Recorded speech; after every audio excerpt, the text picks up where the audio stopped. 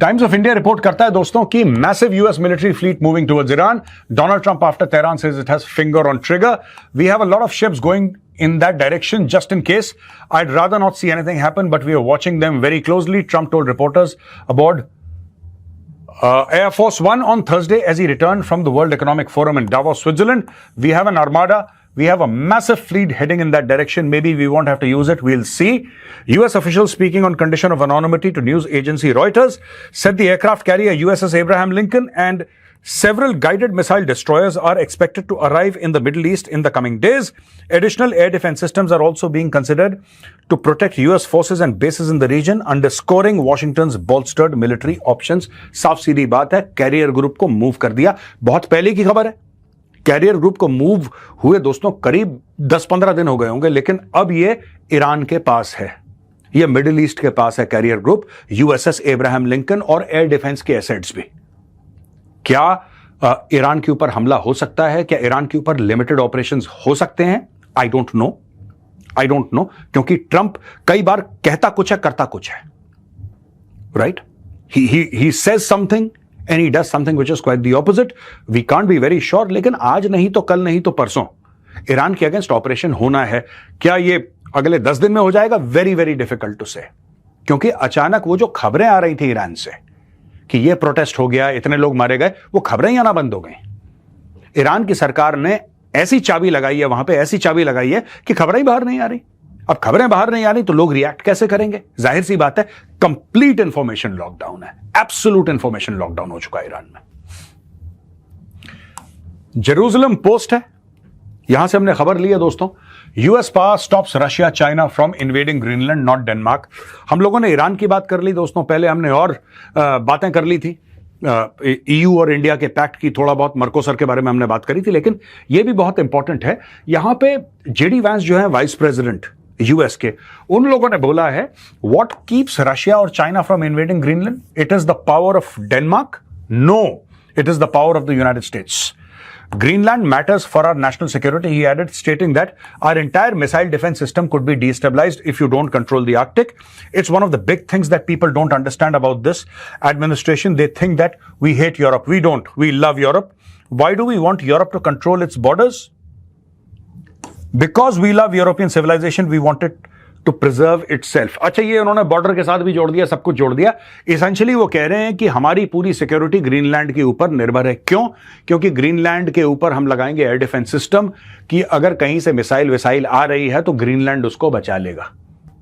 Right? Greenland के अंदर हमारा एडी, पूरा एडी प्लेटफॉर्म्स होंगे. वहां पे गोल्डन डोम की बात करता है डोनाल्ड ट्रंप कि इतने अरब डॉलर से हम गोल्डन डोम बनाएंगे. फिर कह रहा है कि इसकी वजह से ये होगा कि अगर मिसाइल आएंगी हम उसको रोक लेंगे और हम ये कर देंगे वो.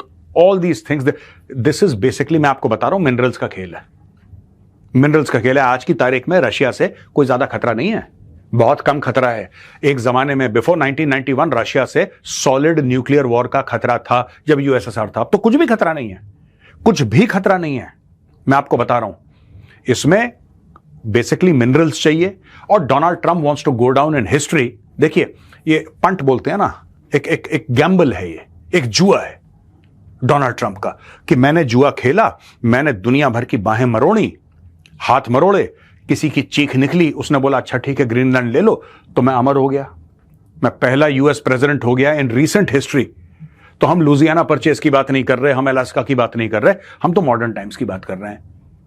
You know, in the past 100 years ऐसा कोई प्रेसिडेंट नहीं हुआ जिसने यूएस का साइज बढ़ा दिया हो, 51st स्टेट बन गया. ये सब 51st स्टेट के चक्कर में हो रहा है. यही चूरन ये कनाडा को बेच रहा था, अब यही चूरन है ग्रीनलैंड के लिए बेच रहा है कि नहीं मुझे नहीं चाहिए ग्रीनलैंड क्योंकि उसके पास नेचुरल रिसोर्सेज हैं. लेकिन फिर भी एयरफोर्स वन के ऊपर जब ये रिपोर्टर से बात कर रहा था, इसके मुंह से निकल गया कि वहां पे मिनरल्स हैं. नजर इसकी वहीं पे है. एक्सपेंशनिस्ट है ये, टेरिटरी बढ़ाओ. यहां पे दोस्तों टाइम्स ऑफ इंडिया रिपोर्ट करता है board of peace, Trump withdraws invite to PM Mark Carney after Canada doesn't live because of US remark. अब इसने बोला, डोनाल्ड ट्रंप ने, कि कनाडा जिंदा सिर्फ इसलिए है क्योंकि यूएस वहां पे है, वरना कनाडा को लोग निपटा देते. अब यार, आप किसी के सामने ऐसा बोलोगे, झेल लेगा?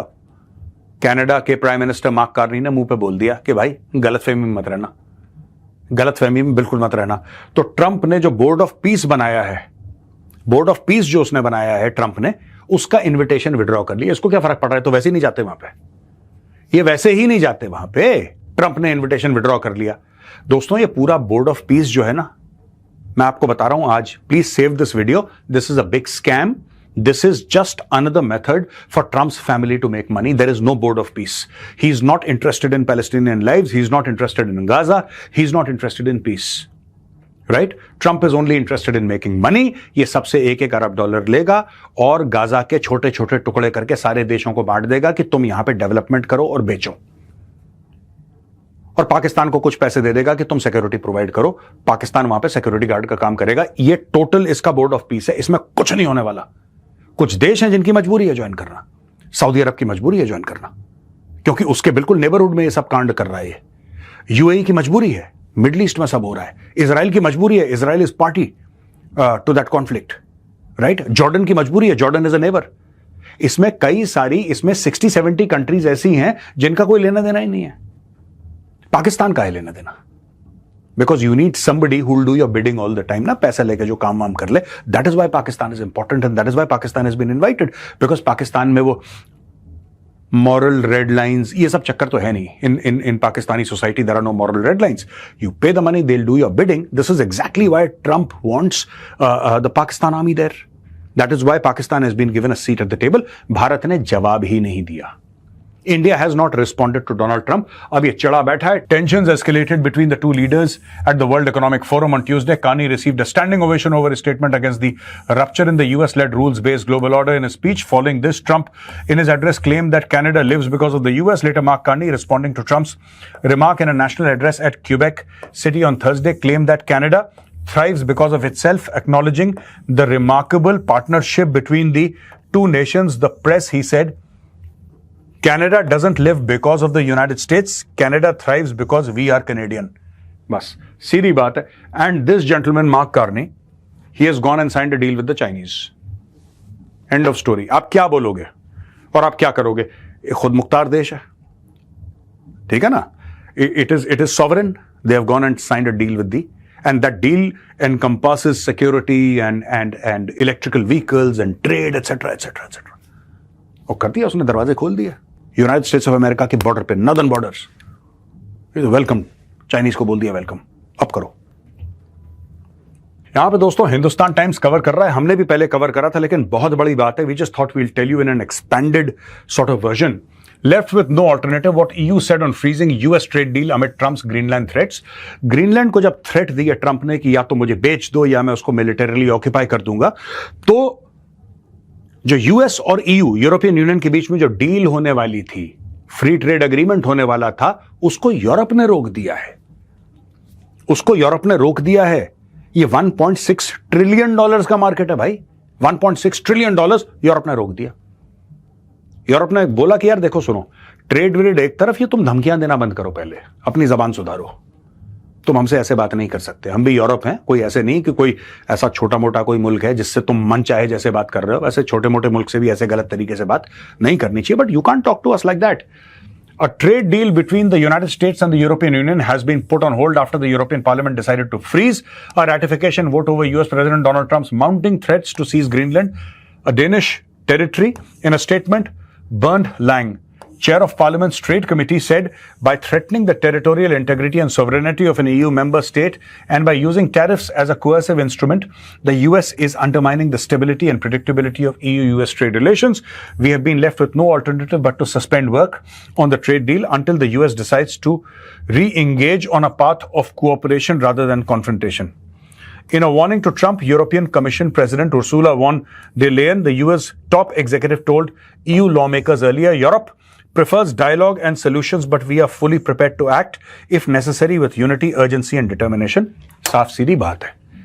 तो ट्रंप को हर जगह से काटा जा रहा है. ट्रंप जहां जाता है वहां पे कलेश करता है. शुरू में लोगों ने बोला कि यार हमें ना कॉम्प्रोमाइज करना चाहिए. कोई बात नहीं यार, थोड़ा सा कोई बात नहीं, ये गुस्सा कर रहा है, कॉम्प्रोमाइज कर लो, लड़ाई झगड़े में कोई फायदा नहीं है, कोई बात नहीं. सेकंड लेवल पे लोगों ने ये बोला कि यार अच्छा चलो कॉम्प्रोमाइज कर लेते हैं यार, इस आदमी के मुंह कौन लगे.